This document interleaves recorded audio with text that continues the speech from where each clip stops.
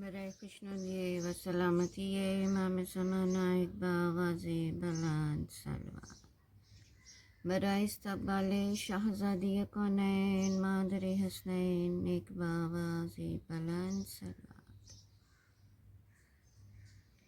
تمام مومنات کی درجات کی بلندی کے لیے، دعاؤں کی قبولیت کے لیے، بیماروں کی شفا یابی کے لیے بآواز بلند صلوات. رحم اللہ من قرأ الفاتحہ.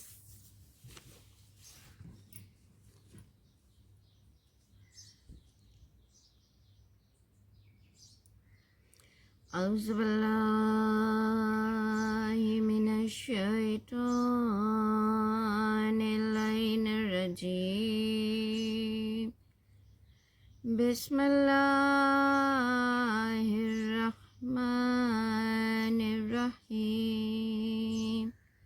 سب مل کر پڑھیے گا.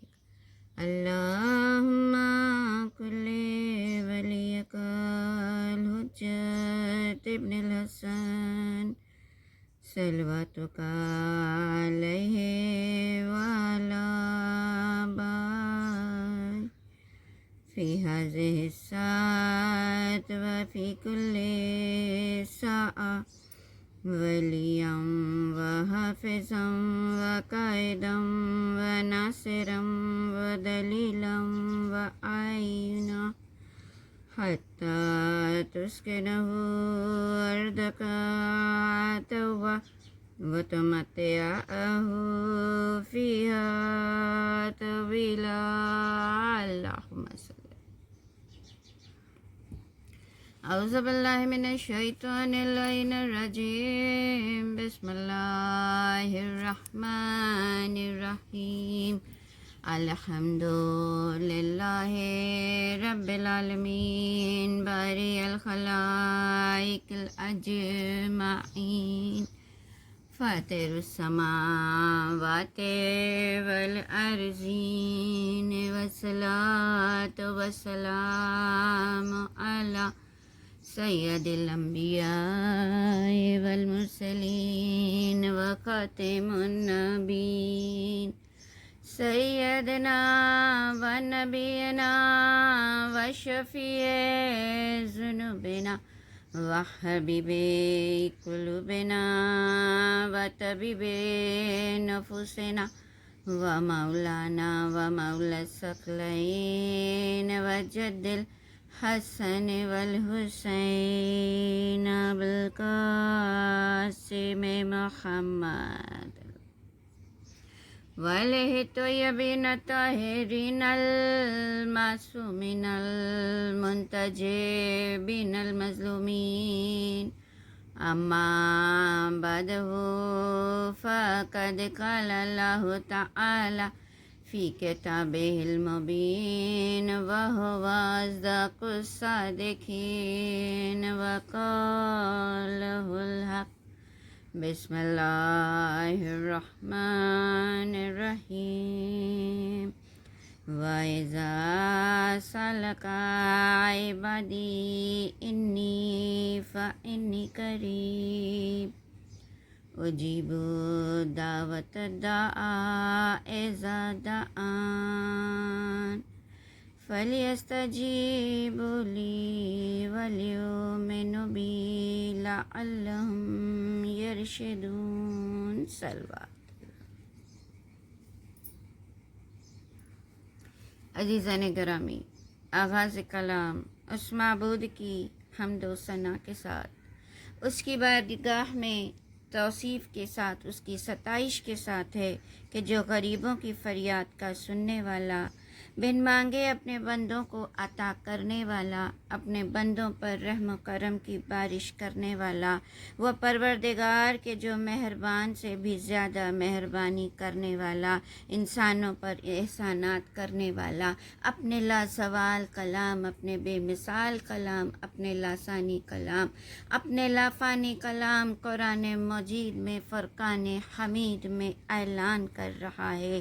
وَإِذَا سَأَلَكَ عِبَادِي فَإِنِّي قَرِيبٌ، کہ اے میرے حبیب جب یہ لوگ تجھ سے سوال کریں تو تم ان سے کہ تمہارا خدا کہاں ہے تو ان سے کہہ دو کہ میں ان کے بہت قریب ہوں، انی قریب، کہ میں ان کے بہت قریب ہوں، اور جب یہ مجھے آواز دیتے ہیں تو میں ان کی پکار کا سننے والا۔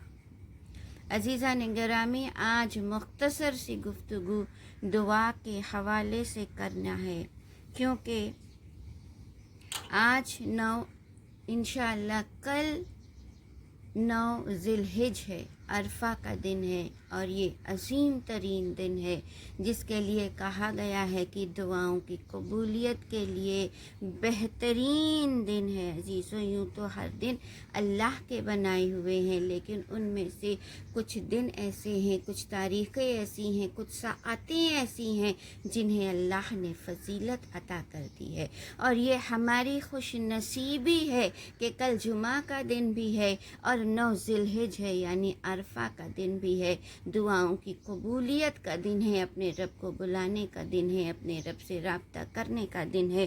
بس عزیزوں، مختصر سی گفتگو آج ہمیں دعا کے حوالے سے کرنی ہے، کیونکہ انسان کو اگر چاہیے کہ اگر اسے یہ 9 ذی الحج کا دن مل جائے تو پھر وہ کسی اور سے طلب نہ کرے، بلکہ اپنے مالک سے طلب کرے، اپنے پروردگار سے مانگے، اپنے خدا سے دعا کرے، اپنے رب سے دعا کرے، کیونکہ روایتوں میں ملتا ہے کہ جب 9 ذی الحج کے دن، روز عرفہ کے دن، ہمارے چوتھے امام نے ایک سائل کو آواز دیتے ہوئے سنا، مانگتے ہوئے سنا، تو ہمارے چوتھے امام نے کیا کہا تھا کہ وائے ہو تجھ پر کہ جو آج کے دن تو غیر خدا سے طلب کر رہا ہے، جبکہ امید تو یہ ہے کہ آج رحم مادر میں پلنے والے بچے بھی خدا کے لطف و کرم سے مالا مال ہو جائیں گے۔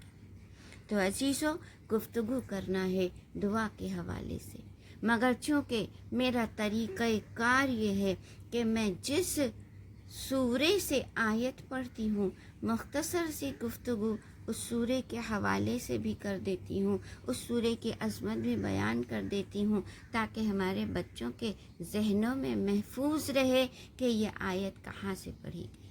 تو اس آیت کا جس کی میں نے تلاوت کی ہے، سورہ بقرہ کی 186 186 کی آیت ہے، 186 آیت ہے، اور سورہ بقرہ جیسا کہ آپ جانتی ہیں قرآن کا پہلا سورہ ہے۔ سورہ حمد کے بعد جو ہے سب سے بڑا سورہ، جو ہے سب سے پہلا سورہ سورہ بقرہ ہے، اور اس سورے کو اللہ نے طویل ترین سورہ ہے قرآن کا، جس میں 286 آیتیں ہیں، اور یہ وہ سورہ ہے کہ جس کا آغاز اللہ نے حروف مقطعات سے کیا ہے، الف لام میم ذالک الکتاب لا ریب فیہ، یعنی اللہ نے آغاز قرآن میں قرآن کی عظمت بھی بتا دی کہ یہ وہ کتاب ہے جو لا ریب ہے، جو بے عیب ہے، جو شک و شبہے کی گنجائش سے بالا تر ہے، یعنی خدا نے پہلے قرآن کی عظمت کو بیان کر دیا۔ تو بہرحال لیکن مجھے سورہ بقرہ کی اہمیت جو بتانی ہے، کہا اس سورے کا پڑھنے والا اگر انسان اس سورے کی تلاوت برابر کرتا رہتا ہے تو کہا کہ قیامت کے دن اللہ جو ہے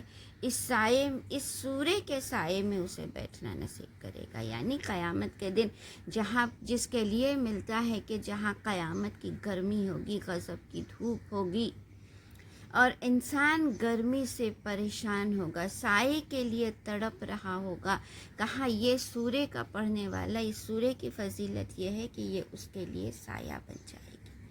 اور دوسری فضیلت یہ بیان کی گئی کہ اگر انسان اس سورے کی ابتدائی 4 آیتیں، اس کے بعد آیت الکرسی کے بعد اس کی 2 آیتیں اور آخر کی 3 آیتیں اتنا پڑھ لیتا ہے، یعنی اگر انسان روز 286 آیتیں نہیں پڑھ سکتا ہے، آپ اسے اگر روز نہیں پڑھ سکتے ہیں پارٹ میں کر کے پڑھیں، یا یہ جو ہے ہفتے میں ایک دن معمول بنا لیں کہ کم از کم یہ ابتدائی 4 آیتیں، آیت الکرسی اور آیت الکرسی کے بعد کی 2 آیتیں اور آخر کی 3 آیتیں، اسے اگر اپنے آپ ورد میں شامل کر لیں تو کہتے ہیں کہ انسان کا ہر مال جو ہے وہ محفوظ ہو جاتا ہے۔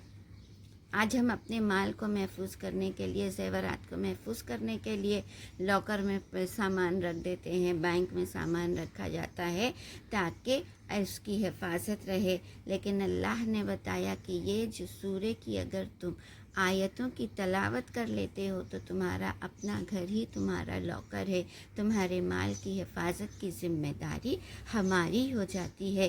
تو عزیزان گرامی، یہ اتنا عظیم سورہ ہے۔ انشاءاللہ کبھی موقع ملا تو آیت الکرسی کے بارے میں بھی گفتگو کروں گی، جو کہ اس سورہ کا ایک جز ہے، لیکن صرف آیت الکرسی کے بارے میں ایک جملے میں بیان کرتی چلوں کہ کہا جاتا ہے کہ اگر انسان ہر نماز کے بعد آیت الکرسی کی تلاوت کر لے تو پھر اللہ جو ہے اس سے راضی ہو جاتا ہے، اس سے خوش رہتا ہے، اللہ جو ہے وہ انسان جو ہے اللہ کے قرابت داروں میں ہو جاتا ہے۔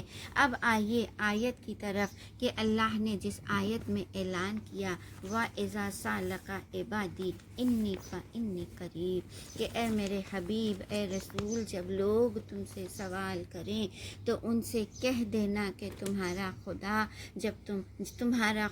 تم سے قریب ہے، جب تم اسے پکارتے ہو وہ تمہاری سنتا ہے۔ ہاں عزیزو، دعا کیا ہے؟ دعا جو ہے وہ دعا جو ہے وہ مومن کا سرمایہ ہے۔ دعا کیا ہے؟ عبادت کا جوہر ہے۔ دعا کیا ہے؟ مومن کا اسلحہ ہے۔ دعا کیا ہے؟ انبیاء کا طریقہ ہے۔ دعا کیا ہے؟ ائمہ کا شعار ہے۔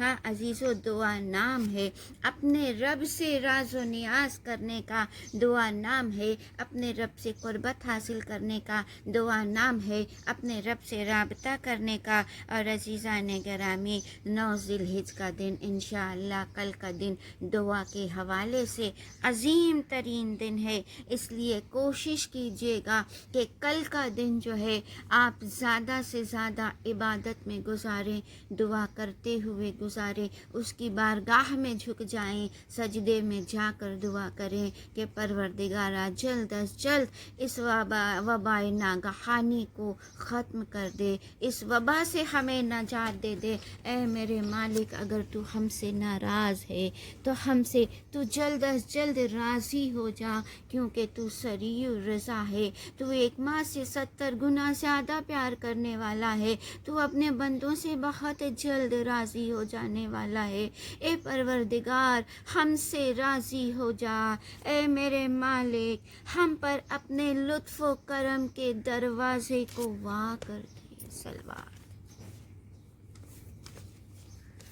بس عزیزان گرامی، یہ دعا کیا ہے؟ کہا ہمارے انبیاء کا طریقہ ہے۔ اللہ کہتا ہے کہ ہر انسان جو ہے وہ اپنے اندر 3 صفتیں ضرور پیدا کرے، 3 کوالٹیز انسان اپنے اندر پیدا کر لے۔ ایک وہ کوالٹی جو اللہ کی کوالٹی ہے، ایک وہ کوالٹی جو اولیاء کی کوالٹی ہے، اور ایک وہ کوالٹی کہ جو انبیاء کی کوالٹی ہے۔ کہا اللہ کی کوالٹی کیا ہے؟ کہا وہ ستار العیوب ہے، تمہارے گناہوں کی پردہ پوشی کرنے والا ہے، تمہارے عیبوں کا چھپانے والا ہے۔ اور یہ ہم سب بہتر جانتے ہیں عزیزو کہ ہم سب کتنے گنہگار ہیں، مگر اس کے باوجود اللہ جو ہے وہ ہمارے گناہوں کو چھپائے ہوئے ہے۔ وہ اتنا بڑا ستار ہے عزیزو کہ اس نے جو فرشتے معین کیے ہیں ان فرشتوں کو بھی اجازت نہیں دیتا کہ وہ ایک مومن کے راز کو بیان کرے۔ کہا اگر صبح کا فرشتہ اعمال لکھتا ہے تو وہ شام کے فرشتے کو نہیں بتاتا، شام کا فرشتہ جو اعمال لکھتا ہے وہ صبح کے فرشتے کا نہیں بتاتا۔ لیکن عزیزان گرامی، ہم اور آپ کیا کرتے ہیں؟ کسی کی اگر ایک چھوٹی سی غلطی پتہ چل جائے تو ہم اسے اپنے تک نہیں رکھتے ہیں، بلکہ اسے فاش کر دیتے ہیں۔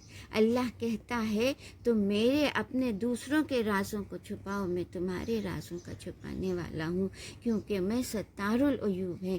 تو اللہ نے کیا کہا، اپنے اندر اس کوالٹی کو پیدا کرو۔ مومن کا فرض ہے، مومن کو چاہیے کہ وہ اپنے اندر جو ہے اس صفت کو ضرور پیدا کرے، یعنی کسی کے رازوں کو، کسی کی غلطیوں کو اپنے دل کے خانے میں، تہ خانے میں دفن کر دے۔ کہا دوسری کوالٹی کیا ہے، کہا اولیاء کی صفت، کہا صبر کرنا، اور کہا تیسری کوالٹی کیا ہے، کہا انبیاء کا شعار کیا تھا، کہا دعا کرنا۔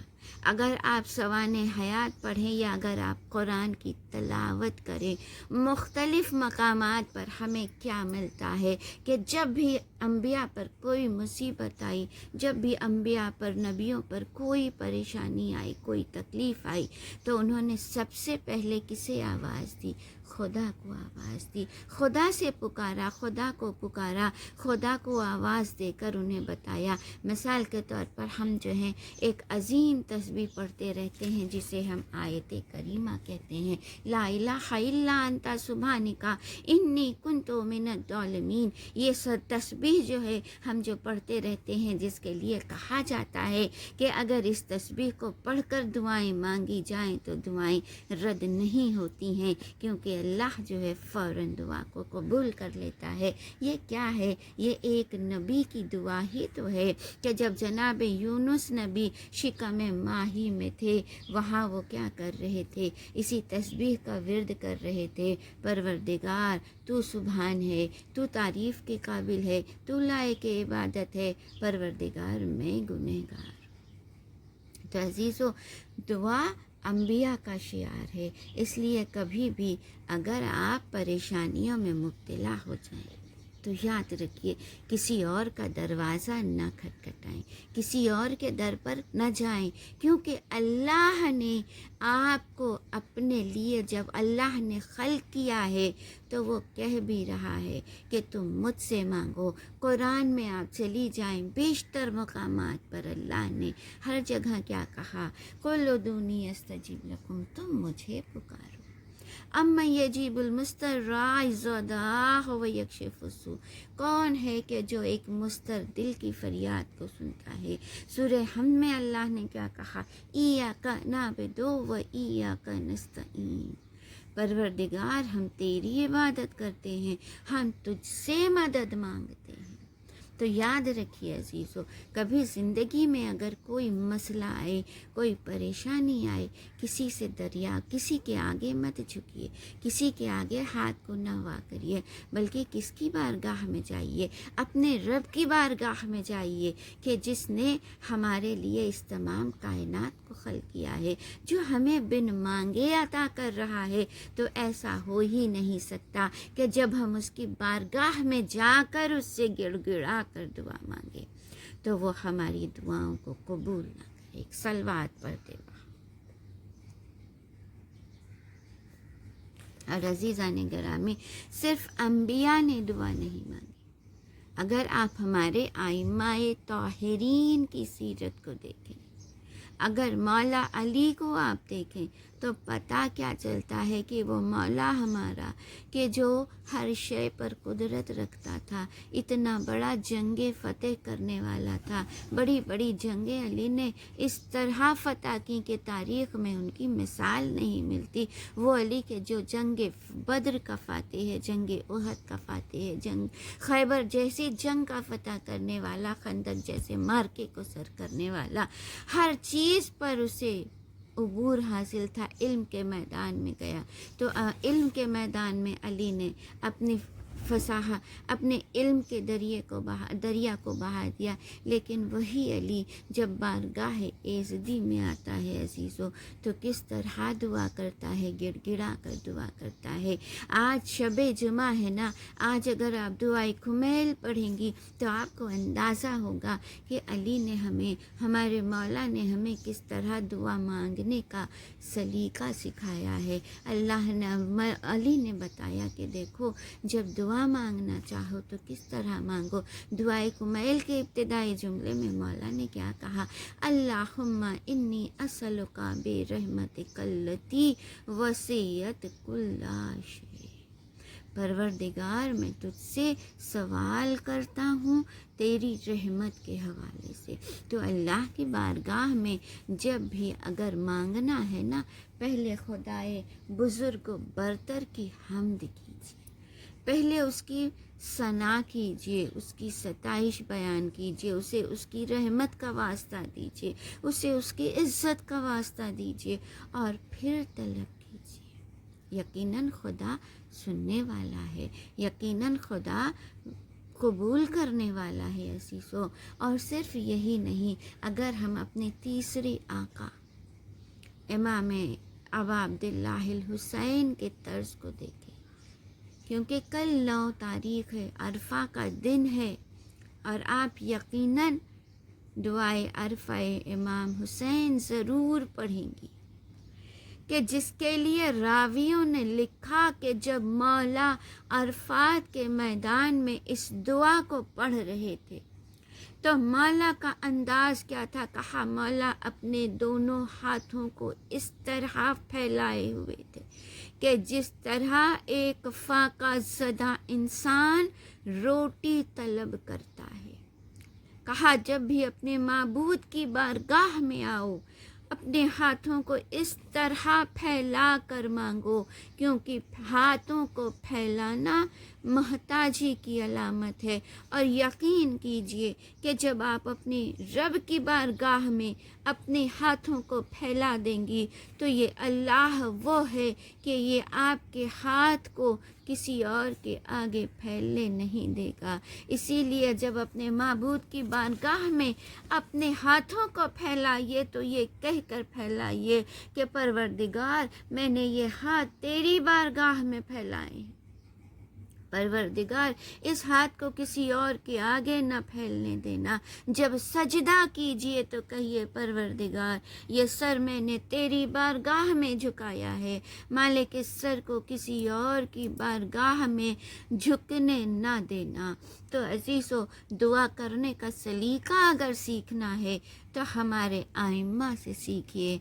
आइम्मा ने बताया। और दुआए अरफा जब आप पढ़ेंगी तो सब मोमिन भाई बहनों को ज़रूर याद रखिएगा, खुसूसन मुझ गरीब को अपनी दुआओं में ज़रूर याद कीजिएगा। और एक मोमिन को चाहिए कि जब कल वो दुआ कर रहा होगा, हर मोमिन दूसरे मोमिन के लिए दुआ ज़रूर करे, क्योंकि हम और आप नहीं जानते कि अल्लाह किसकी कबूल करने वाला है, किसकी दुआ को सुनने वाला है। और कहा गया कि जब जनाब मूसा से कहा गया था कि जनाब मूसा, तुम उस ज़ुबान से दुआ मांगना कि जिससे तुमने कभी गुनाह न किया, तो जनाब मूसा ने कहा परवरदिगार, ये कैसे मुमकिन है। हालांकि जनाब मूसा जलीलुल क़द्र नबी थे, उलुल अज़्म पैगंबर थे। ऐसा नहीं था कि उनकी ज़ुबान में कहीं से कोई लुकनत थी, उनकी ज़बान में कहीं से कोई इनकी ज़बान जो है पाकीज़ा न थी।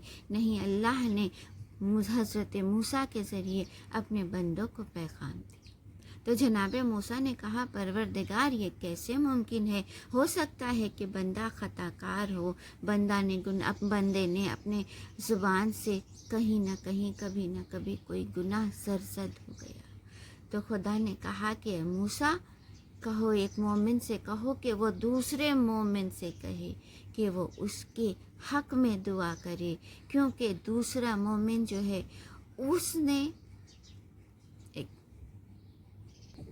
क्योंकि दूसरे मोमिन ने उस ज़बान से गुनाह न किया होगा।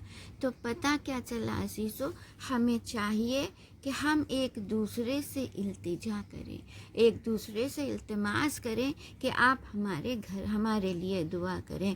और ख़ुसूसन अगर आपके घर में माँ मौजूद है, बहुत बड़ी नेमत है, अजीम नेमत है अज़ीज़ों। अपनी माँ से कहें कि अपने बच्चों के लिए वो आपके लिए दुआ करे। और जितनी भी माएँ अगर मौजूद हैं, मेरी गुफ्तगू सुन रही हैं, तो याद रखिए کل کے دن اپنے اپنے بچوں کی صحت کی دعا، ان کی سلامتی کی دعا اور ان کی بلند نصیبی کی دعا ضرور کیجیے گا کہ پروردگارا ہر ماؤں کے بچوں کو سلامت رکھے، پروردگار انہیں صحت اور سلامتی عطا فرمائے۔ بس عزیزان گرامی، گفتگو کو مختصر کرنا ہے تو ہمارے ائمہ نے بتایا کہ دعا مانگنے کا سلیقہ کیا ہے، اور سب سے زیادہ اگر دعا کسی نے مانگی ہے، دعا کا سلیقہ سکھایا ہے تو ہمارے چوتھے امام سید سجاد علیہ السلام ہے، کہ جنہوں نے صحیفہ سجادیہ میں سلیقہ سکھایا کہ بندہ جو ہے اپنے خدا سے کس طرح راز و نیاز کرے۔ جب کبھی زیادہ پریشانی کا عالم ہو عزیز ہو تو آپ ان کی دعا صحیفہ سجادیہ ضرور پڑھیے، کیونکہ جب آپ اس دعا کی کتاب کو پڑھیں گی تو آپ کو ایسی طمانینت کا احساس ہوگا، ایسا سکون کا احساس ہوگا عزیزوں کہ جس کا اندازہ آپ نہیں کر سکتی ہیں۔ بس ایک چھوٹا سا مقام بیان کرتی چلوں کہ مولا سجاد نے صحیفہ سجادیہ میں کس طرح دعا مانگی ہے۔ ایک مقام پر میرا مولا کہتا ہے کہ اے پروردگار سب نے اپنے دروازے بند کر دیے ہیں۔ ہاں عزیزان گرامی، آج دنیا میں ہم دیکھتے ہیں اگر آپ کو کسی سے کچھ مانگنا ہو تو آپ اس کے کمفرٹ کو دیکھ کر مانگتی ہیں، آپ اس وقت جاتی ہیں کہ جب آپ کو یقین ہے کہ وہ جاگ رہا ہوگا، وہ اپنے گھر میں موجود ہوگا۔ لیکن اللہ کے لیے، اللہ نے اپنے لیے کوئی وقت نہیں مقرر کیا۔ اس نے کہا کہ تم جب چاہو، جس وقت چاہو، جیسے چاہو مجھے آواز دو، چاہے دن کے اجالے میں آواز دو گے، رات کے اندھیرے میں آواز دو گے، خلوت میں آواز دو گے، جلوت میں آواز دو گے، میں ہر مقام پر تمہاری صدا کو سننے کے لیے حاضر رہتا ہوں۔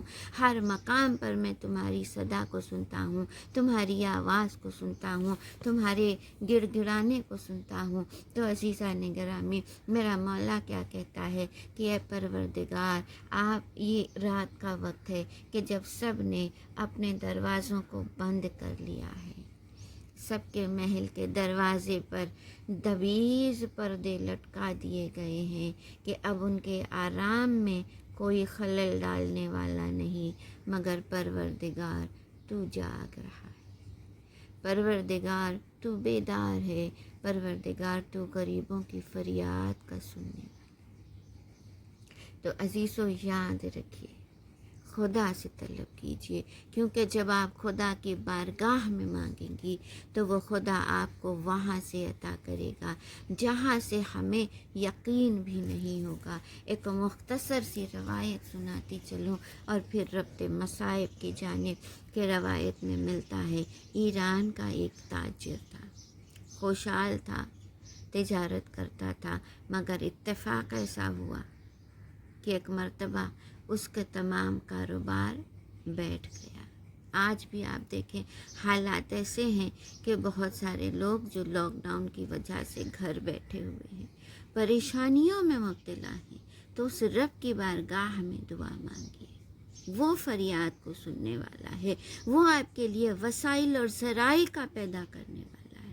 کہا جب یہ شخص بالکل محتاج ہو گیا، اب اس کے پاس کچھ بھی نہ بچا، تو اس نے لوگوں سے قرض لیا اور قرض لے کر دوبارہ کاروبار شروع کرنا چاہا، مگر شاید مصلحت خدا تھی، کہا وہ پیسے بھی ڈوب گئے، اب وہ بالکل محتاج ہو گیا۔ اور ظاہر سی بات ہے عزیزو، آپ نے دیکھا ہوگا جب غربت کا وقت ہوتا ہے تو لوگ کہتے ہیں نا اپنا سایہ بھی ساتھ چھوڑ۔ جب غربت کا وقت آتا ہے نا عزیزو، اپنے پرائے جو ہیں وہ نہیں پہچانتے ہیں، اپنے پرائے ہو جاتے ہیں عزیزو، اپنے جو ہے ساتھ چھوڑ دیتے ہیں۔ تو پتہ کیا چلا کہ غربت کے وقت میں کوئی کسی کے کام نہیں آتا ہے، اور خصوصاً آج کے دور میں ہم اور آپ جس دور سے گزر رہے ہیں عزیزو، قیامت کا وقت ہے، قیامت کا منظر ہے کہ جب ہم نے سنا ہے روایتوں میں کہ حشر کے میدان میں کوئی کسی کو پہچانے گا نہیں۔ آپ اس دیکھیں کہ اس وبا کی وجہ سے آج جو ہے انسان ایک دوسرے سے دور ہو چکا ہے۔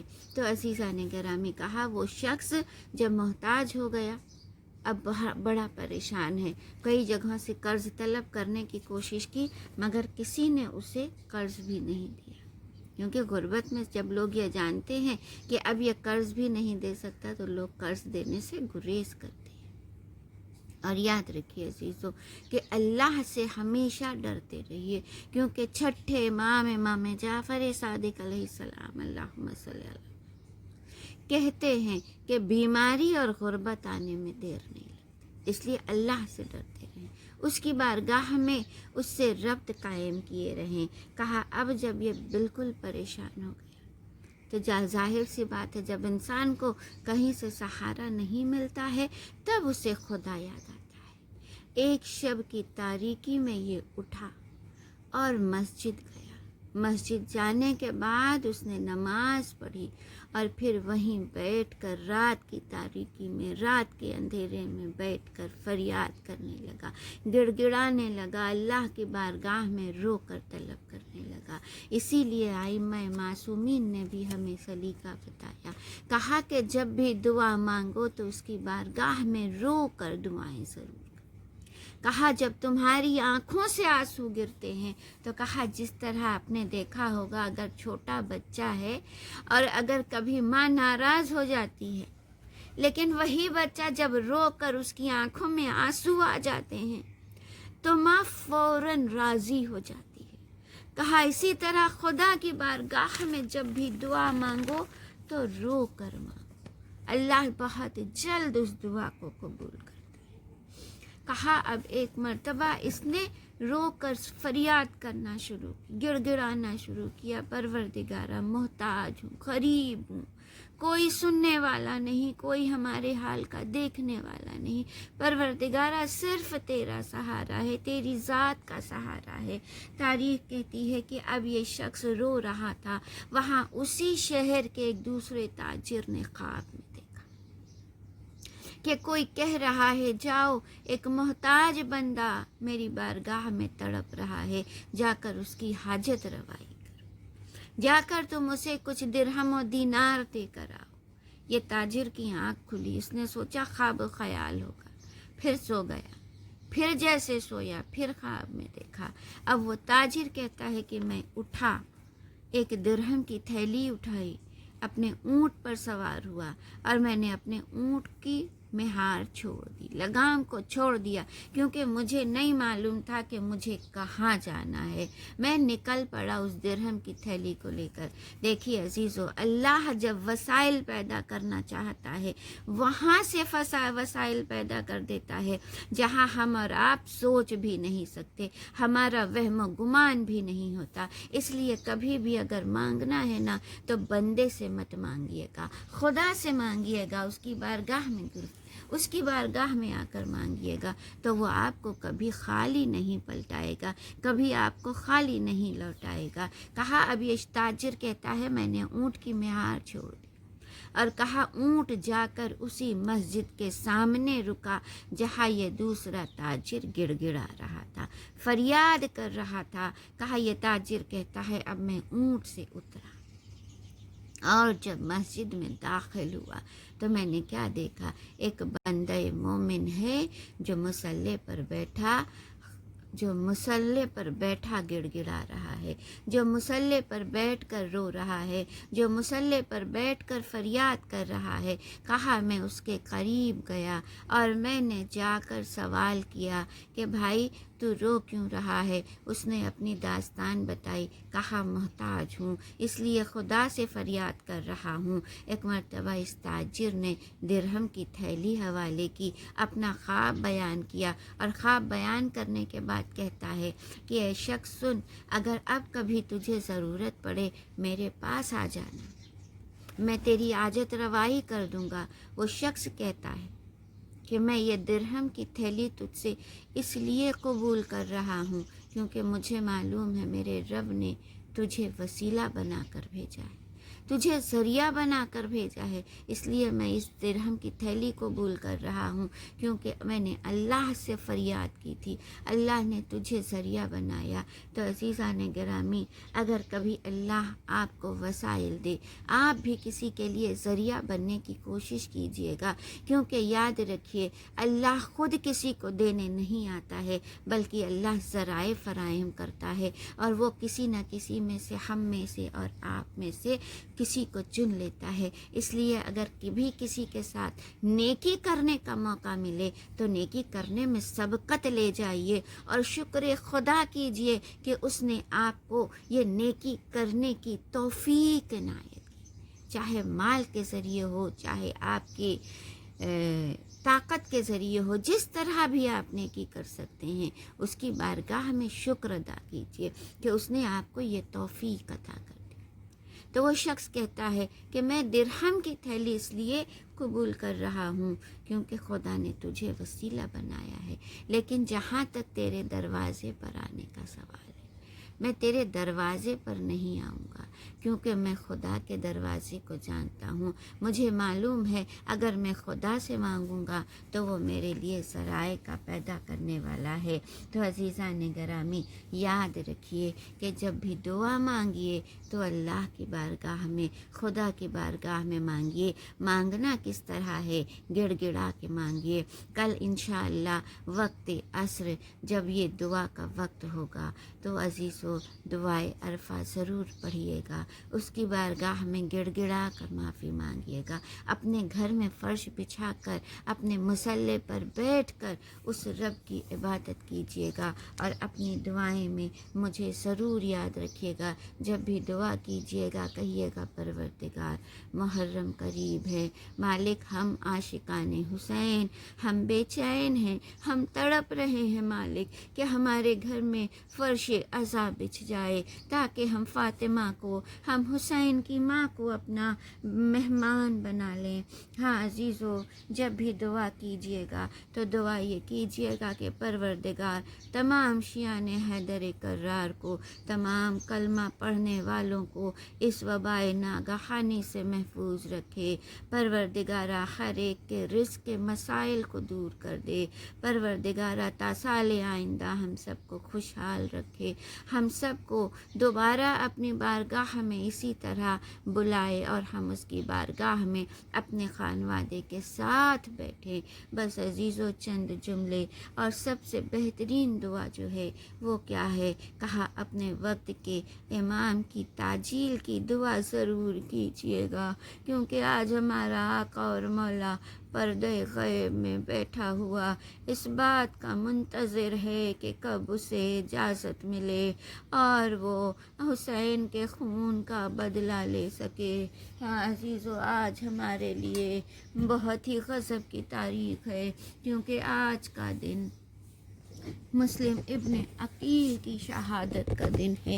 یہ وہ مسلم ہے عزیزو کہ جس کے لیے کہ جسے حسین نے اپنا سفیر بنا کر کوفہ بھیجا تھا۔ جب کوفے والوں نے خط لکھ لکھ کر مولا حسین کو بلایا تھا تو مولا نے سب سے پہلے مسلم کو بھیجا تھا، اے مسلم جاؤ اور جا کے وہاں کے حالات کا جائزہ لو، اگر حالات بہتر ہوں گے تو ہم کوفہ آ جائیں گے۔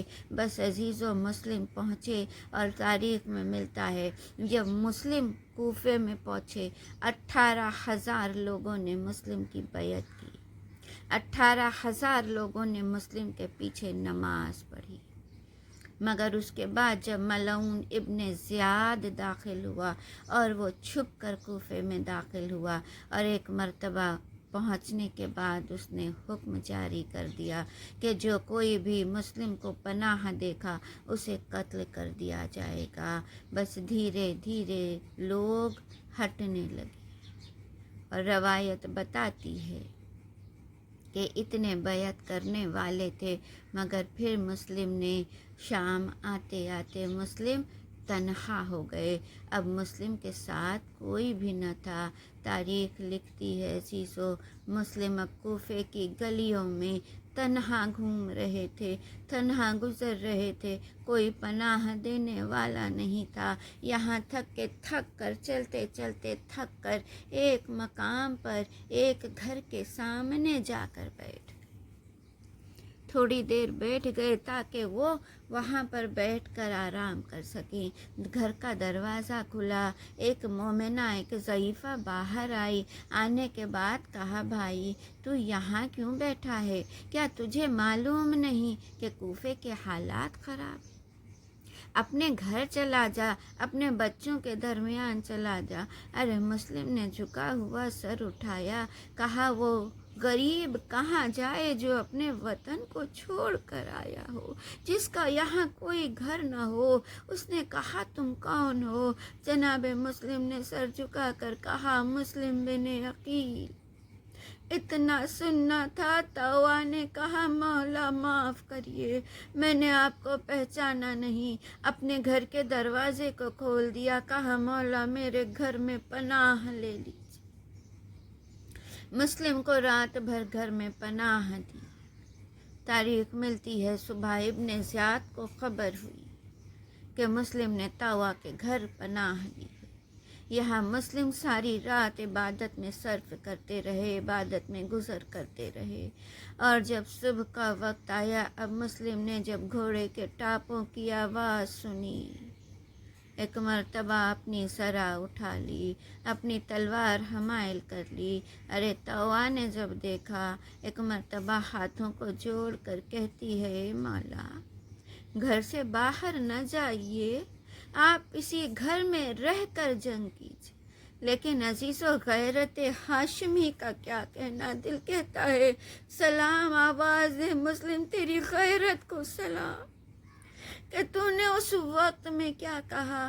कहा, नहीं, जिसने मुझे पनाह दी है, मैं नहीं चाहता कि मेरी वजह से उसके घर पर हमला कर दी। मैं नहीं चाहता कि मेरी वजह से आज तेरे घर पर कोई आँच आ जाए। मैं कहूँगी, मौला आज जिसने एक पनाह देने वाली की गैरत का इतना ख्याल है, ए मौला कल यही कूफे का बाजार होगा, आपकी बहनें सरबराहना एक चादर का सवाल कर रही होंगी। बस अजीज़ा ने गरामी, अब एक मर्तबा मुस्लिम घर से बाहर निकले। आने वाले सवारों ने जंग करना शुरू की। तन्हा शहज़ादा था, जंग करता रहा, सारी फ़ौज ख़त्म हो गई।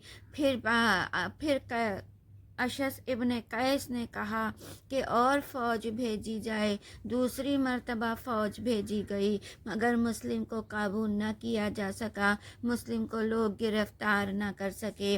कहा, फिर उसके बाद और फ़ौजें मंगवाई गई। तो इब्ने ज़ियाद ने कहा कि ए अशस, तुझे इतनी फ़ौज एक शख्स को पकड़ने के लिए? अशस कहता है कि ये हाशमी शहज़ादा है, हम इसे इतनी आसानी से गिरफ़्तार नहीं कर सकते। बस अजीज़ो, अब रवायत मिलती है कि धोखा दिया गया। जब इंसान की यही तो आदत है कि जब वो किसी से कामयाब नहीं हो सकता है, तो कहा उन्हें धोखे के ज़रिए एक गड्ढा खोदा गया और गड्ढे को खशोखाशाक से ढाँक दिया गया। और फिर जब मुस्लिम जंग करते हुए, अपनी तलवार चलाते हुए आगे बढ़े, तो मुस्लिम उस गड्ढे में गिर गए। और जब मुस्लिम उस गड्ढे में गिर गए, अब जब मुस्लिम मजबूर हो गए, सारे जालिम इकट्ठा कर हो गए, किसी ने नेज़ा मारा, किसी ने ज़ख्म मारा। रवायत मिलता है कहीं से आग बरसाई गई और उसके बाद मुस्लिम को कैद किया गया, हाथों में जंजीरें डालकर। जब मुस्लिम को अरे ये जालिम लेकर चले, कूफे के बाज़ार से लेकर चले, और जब दरबार में आए, एक मर्तबा जैसे ही मुस्लिम दरबार में दाखिल हुए, अरे किसी ने कहा, अमीर को सलाम कर। अरे मुस्लिम ने कहा, मेरा अमीर मेरा मौला हुसैन है, मैं इसे सलाम नहीं कर सकता। سکتا۔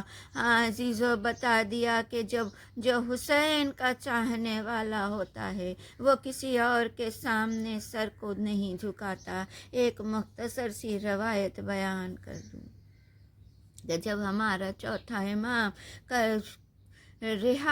شام سے رہا ہو کر مدینہ آئے تھے تو ایک شخص مولا سے ملنے آتا ہے اور آ کر کہتا ہے، مولا میں آپ سے ایک سوال پوچھنے آیا ہوں۔ مولا نے کہا، پوچھو، کیا پوچھنا چاہتے ہو؟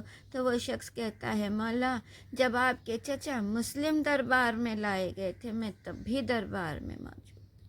ارے مولا جب آپ کو دربار میں لایا گیا تھا میں تب بھی دربار میں موجود تھا، مگر مولا جب آپ کے چچا مسلم آئے تھے ان کا سر بلند تھا، وہ کسی طرح سے خوفزدہ نہیں لگ رہے تھے، لیکن مولا جب آپ آئے تھے آپ کا سر جھکا ہوا تھا۔ ارے یہ سننا تھا۔ میرا چوتھا امام تڑپ گیا، تڑپ کر کہا، بھائی تو نے انصاف نہیں کیا۔ ارے میرا چچا جب دربار میں آیا تھا تنہا تھا، مگر جب میں دربار میں آیا تھا میرے ساتھ میری مائیں تھیں، میری بہنیں اور پھوپھیاں، میری ماں تھی، میری بہنیں اور میری پھوپھیاں تھیں۔ تو عزیزان گرامی، تاریخ لکھتی ہے اب جب مسلم کو دربار میں لایا گیا، ارے کہا جاؤ مسلم کو کہ سر کو قلم کر دیا جائے۔ اب ایک مرتبہ ارے قاتل جو ہے، جلاد جو ہے، مسلم کو لے کر چلنے لگا، دارالعمارہ کی سیڑھیاں چڑھنے لگا۔ بس ایک مرتبہ جب جناب مسلم دارالعمارہ کی چھت پر آئے تو انہوں نے کہا کہ 2 منٹ مجھے نماز پڑھنے دے۔ نماز پڑھنے کی اجازت ملی، جناب مسلم نے نماز پڑھی اور جناب مسلم نے اس کے بعد کہا کہ یہ میری زرع ہے، اسے بیچ کر میرے قرض کو چکا دینا۔ اسی لیے کہا جاتا ہے کہ اگر آپ مقروض ہیں تو جناب مسلم کا واسطہ دے کر اپنے قرض کی ادائیگی کے لیے دعا کریں، یقیناً ضرور قبول ہوگی۔ اور پھر تاریخ لکھتی ہے کہ جب نماز پڑھ چکے مسلم، اس کے بعد مسلم نے ایک مرتبہ مدینے کا رخ کیا۔ آج جو ہم یہ زیارت پڑھتے ہیں نا عزیزو، یہ مسلم کی سنت ہے۔ اور مسلم نے جب مدینے کا رخ کیا، ایک مرتبہ کہا، السلام علیکہ یا ابا عبداللہ۔ روایت کہتی ہے میرا مولا حسین اس وقت راہ کوفہ میں تھا۔ حسین نے کہا، عباس قافلے ٹھہرا دیے جائیں۔ قافلوں کو ٹھہرایا گیا۔ ہر ایک مرتبہ حسین نے کہا، اے عباس میرے قریب آؤ، میں تمہیں ایک منظر دکھانا چاہتا۔ جب حسین کے قریب عباس آئے، ارے زینب نے محمل سے جھانکا، کہا، بھیا ماجرا کیا ہے؟ ارے زینب کو بھی حسین نے قریب بلا لیا۔ اب ایک مرتبہ حسین نے اپنی انگلیاں وا کیں، ارے وہ کوفے کی سرزمین بلند ہوئی۔ عباس نے کیا دیکھا؟ ایک قیدی ہے جو دارالعمارہ کی سیڑھیاں چڑھتا ہوا نظر آ رہا ہے۔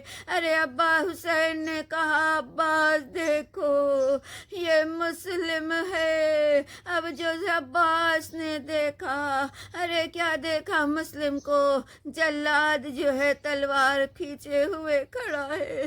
تڑپ گئے عباس، کیونکہ عباس کا دوہرا رشتہ تھا۔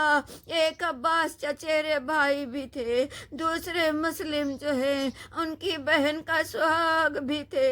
تڑپ گئے عباس، کہا، مولا مسلم تنہا ہے۔ ارے اسی اثنا میں ارے جلاد کی تلوار چلی، مسلم کا سر تن سے جدا ہوا۔